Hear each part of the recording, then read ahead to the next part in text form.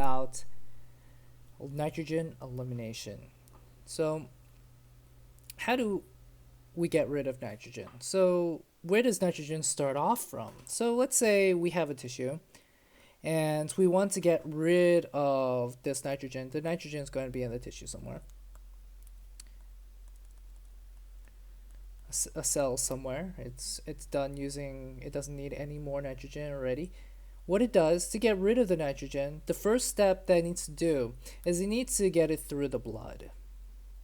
Somehow it gets to the blood, it gets to the liver where it's processed into a metabolite that's a little bit easier to store. It goes through the blood again.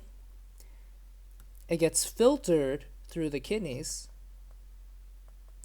and then is excreted.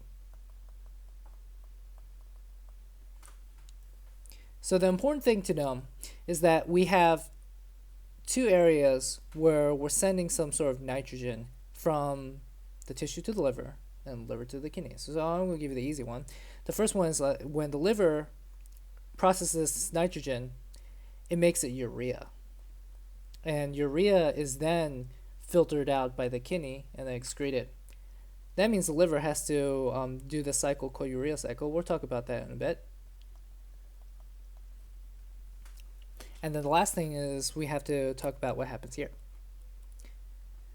So what happens here is we can't send nitrogen through the blood easily. The reason why is because the most basic aspect of nitrogen is in the form of ammonium. And ammonium is bad. It's bad because it's charged and it can change your blood pH. So most of our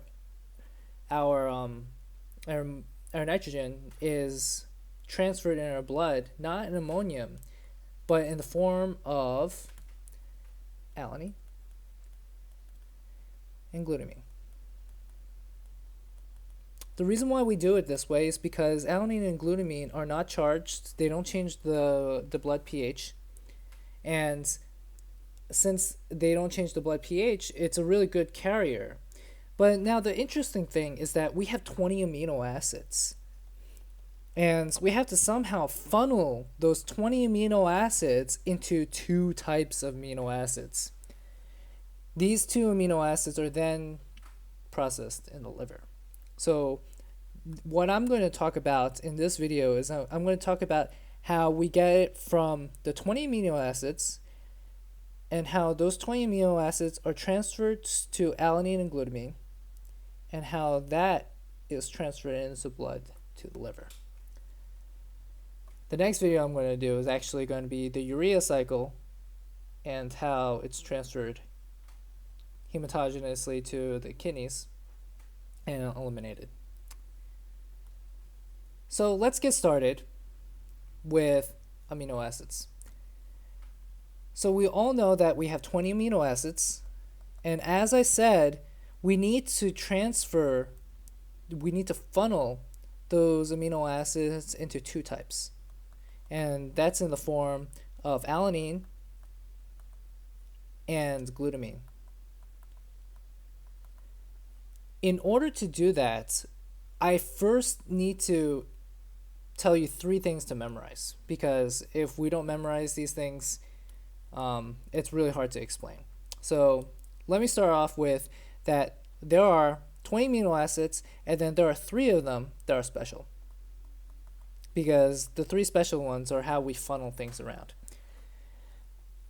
There are 3 special amino acids, and those are things that we can make. We can make them from metabolic cycles that we know already. So, for example, glycolysis. And another one is TCA. In glycolysis, we have one substrate that's going to be pyruvate. And pyruvate, if you remember from gluconeogenesis, one of the major amino acids that can interconvert between alanine and pyruvates was going to be I just gave you the answer, alanine. And if you want an explanation of this, how it looks like it, your amino acids kind of look like this. NH2, you have so like NH3, like that is your alanine. And what it does is it actually gets rid of this nitrogen.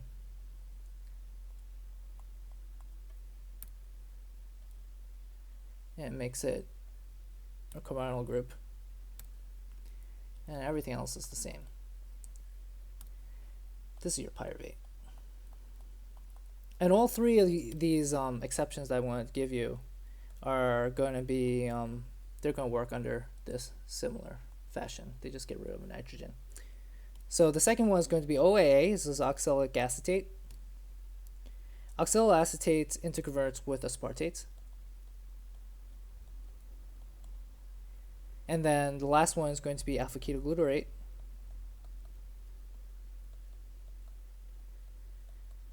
And then that interconverts with glutamate. These are really important because you can make these amino acids very easily because you have a whole bunch of pyruvate OA and alpha ketoglutarate because you're using it already in metabolism. So it's easy to make these things. Now the next thing I need to talk about is how we get from these 20 amino acids to the two types. And the most important thing you have to know about these is that it requires an ammonium transfer molecule. And that's going to be PLP. PLP, you get that from vitamin B6. You need to know that.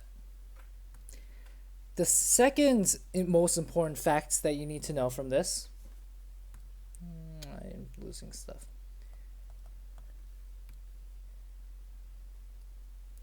The second most important fact that you need to know from this is that glutamate is your ultimate middleman. So I'm going to spend most of this time talking about how glutamate is your ultimate middleman. So you have your 20 AAs, and your 20 AAs can interconvert with this entity as alpha keto acids. So this is essentially with nitrogen, and then this is without nitrogen. So we can actually call alanine as your amino acids, and your pyruvate and your OAA and alpha ketoglutarate, these are going to be your alpha keto acids. Alpha keto acids don't have your nitrogen. Amino acids, you do have your nitrogen. And that works for every single amino acid. So let's remember what our goal was. We knew that the two amino acids that we need to transfer to the blood is going to be alanine and glutamine, and we're going to talk about how things become alanine. So let's start off with any the random Joe amino acids, like let's call it phenylalanine. So phenylalanine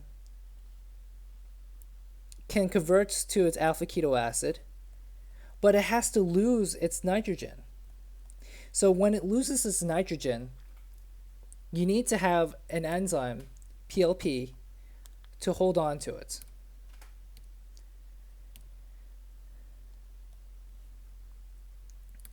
And when it holds on to it, it transfers it to your ultimate middleman, which is going to be alpha ketoglutarate.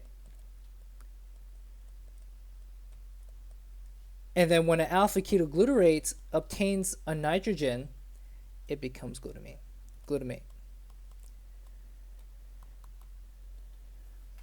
But wait a second. Glutamate isn't alanine.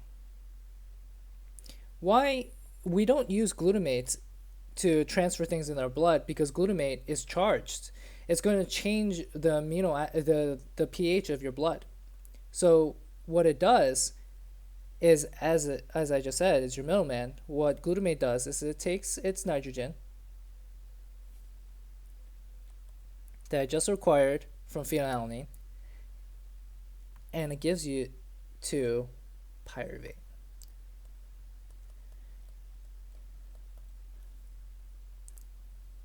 And what does pyruvate become? Alanine.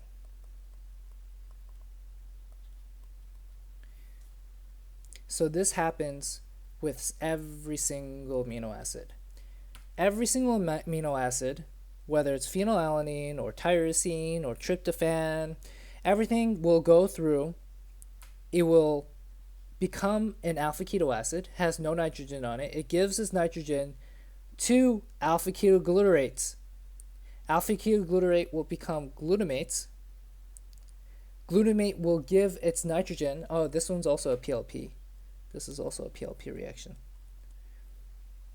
To pyruvate, and pyruvate will become alanine. And alanine is one of your products that you will send to your liver.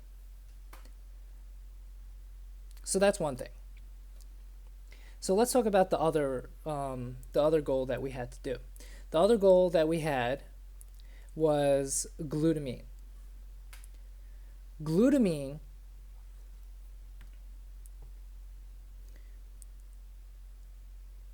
synthesis happens in a similar fashion, but there's a few more enzymes involved with it, and let's just start with any amino acid. So let's just say any amino acid, and let's strip it of its nitrogen. How do you strip it? PLP. What vitamin is it? Vitamin B6. It makes an alpha keto acid, and it transfers its amino group. Oh no, I just lost it all. Oh damn it, I don't remember. PLP.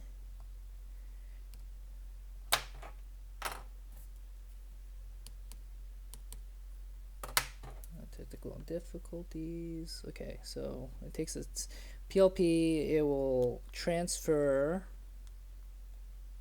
its nitrogen to alpha ketoglutarate. Alpha ketoglutarate will become glutamate. And let's say you didn't have any pyruvate around, but you still need to get rid of your nitrogen.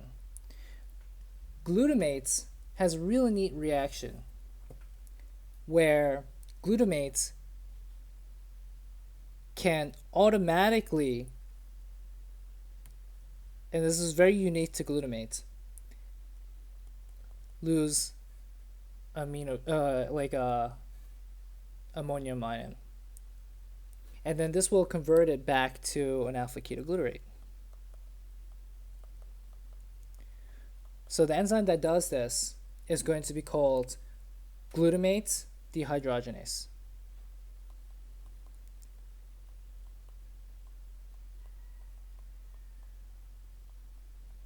This is unique. This is the only enzyme, this is the only amino acid that can spontaneously lose an amino group like that. So, oh well, there might be asparginase too, but I mean this is unique for this cycle. So you need to know that glutamates can lose a amino group through glutamate dehydrogenase. So what happens to this nitrogen? So this nitrogen in the form of ammonia is going to change your blood pH. So you don't want that. So there's another enzyme that will take this nitrogen and then add it to another fully formed glutamate. And then this will make your glutamine. This enzyme is called glutaminase, and you need to know that one too.